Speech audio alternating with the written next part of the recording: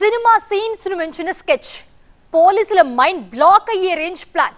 పుష్ప సినిమాలో ఎర్రచందనం స్మగ్లింగ్ కోసం లారీలను ఎలా డిజైన్ చేశారో గుర్తుంది కదా మీకు. ఇసుక మాఫియా కూడా సేమ్ టు సేమ్ అదే రూట్ ఫాలో అయింది.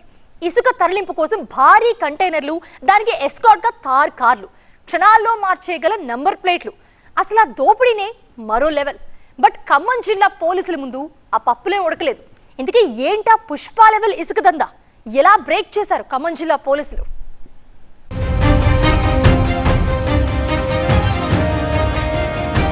ఈజీ మనీ, రాత్రికి రాత్రే కోటీశ్వర్లు అయిపోవాలనే అత్యాశ. ఇదే ఇసుక మాఫియాను సరికొత్త క్రైమ్ రూట్ వైపు నడిపిస్తోంది. ఇప్పటి వరకు ఇసుకను ట్రాక్టర్లలో, లారీల్లో, టిప్పర్లలో తరలించడం చూశాం. రూట్ మారింది, రేంజ్ పెరిగింది. ఏకంగా పోలీసులే ముక్కున వేలేసుకునేలా 24 టైర్ల భారీ కంటైనర్లలో ఇసుక దందాకు తెరలేపారు.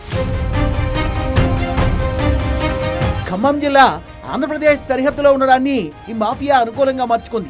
ఏపీలో ఉచితంగా లభించే ఇసుకను బోర్డర్ దాటించి తెలంగాణలో హైదరాబాద్ తో పాటు ఇతర ప్రధాన నగరాలకు తరలిస్తూ కోట్ల రూపాయల ప్రభుత్వ ఆదాయానికి గండి కొడుతున్నారు. ముఖ్యంగా వైరా పోలీస్ స్టేషన్ పరిధి ఇప్పుడు అక్రమ రవాణాకు హాట్ స్పాట్ గా మారింది.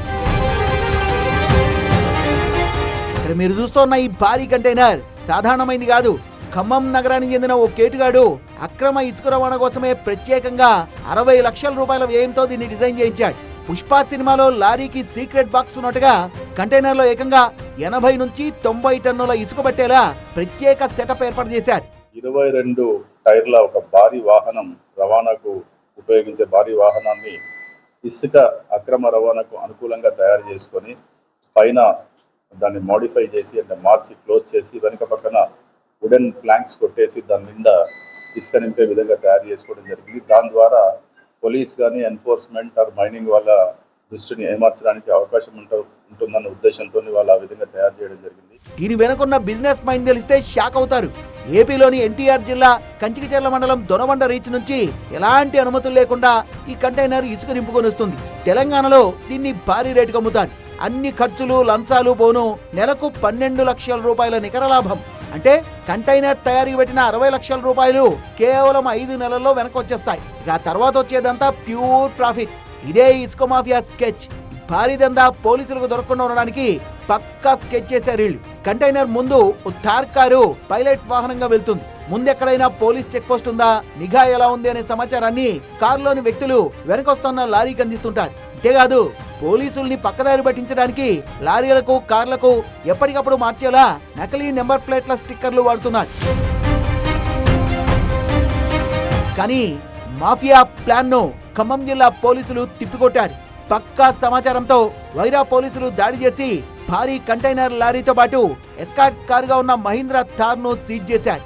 ముఠాకు చెందిన సూత్రధారి, ఖమ్మంకు చెందిన చలమల సంపత్ కుమార్, డ్రైవర్ కొండేటి ఉపేందర్ తో పాటు మొత్తం 5గురిని అరెస్ట్ చేసి కోర్టుకు రిమాండ్ చేశారు. వీరి నుంచి 3 లారీలు, ఎస్కార్ట్ కార్లు, నకిలీ నెంబర్ స్టిక్కర్లు స్వాధీనం చేసుకున్నారు. దొంగ ఇసుక పెద్ద ఎత్తున సరఫరా చేస్తా ఉన్నారు. ఎట్లా ఉంది అంటే కేబినెట్ మంత్రి గారికి వెళ్తా ఉంటే ఒక ఎస్కార్ట్ జీబులు 2, మధ్యలో మంత్రి గారు, కేబినెట్ మంత్రి గారు కార్లు ఉంటే వెనక మళ్ళీ ఎస్కార్ట్ ఉన్నట్టు, పైలట్ ఉన్నట్టుగా ఈ ఇసుక లారీలకు కూడా అదే పద్ధతిలో వాళ్ళు ఎస్కార్ట్లు పెట్టుకొని, తారు జీబులు పెట్టుకొని పెద్ద ఎత్తున మాఫియా లూటీ చేస్తున్నటువంటిది ఉంది.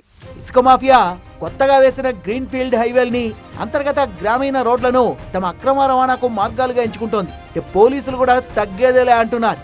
ఎవరు ఎలాంటి కొత్త ఎత్తుగడలు వేసినా ఉక్కుపాదం మోపుదామని హెచ్చరిస్తున్నారు.